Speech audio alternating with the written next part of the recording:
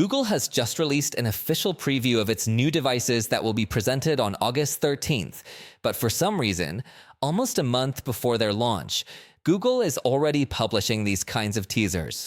So, we can get a closer look at the new Google Pixel 9 Pro Fold, which, to be honest, I find the name quite strange.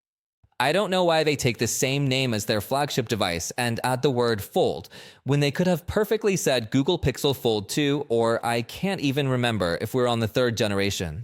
But let me know your opinion in the comments. In this teaser video, they give a lot of prominence to Gemini, ensuring that this device will be highly specialized in artificial intelligence. Therefore, there is really little we can comment on regarding the device's design, as most of the video shows a conversation with Gemini, until finally, a bit of the design can be perceived. Featuring a screen with very rounded corners and a rear module that has two capsules to enclose the cameras. Obviously, we still don't know more details about what these cameras will be like, but if they're going to name it Google Pixel 9 Pro Fold, I would expect it to have the same photographic system as the Google Pixel 9 Pro, but in a foldable format. A teaser video for the Google Pixel 9 Pro has also been released, where once again, Gemini is given a lot of prominence in a talk and conversation they're having with this assistant.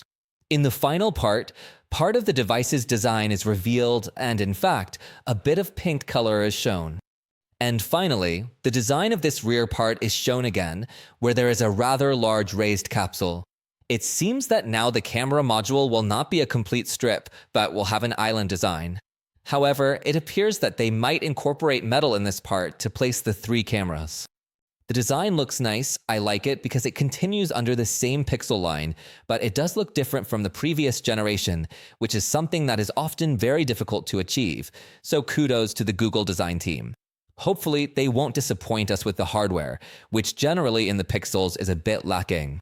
There's still a long way to go until its presentation, so we're going to have to keep waiting. Usend,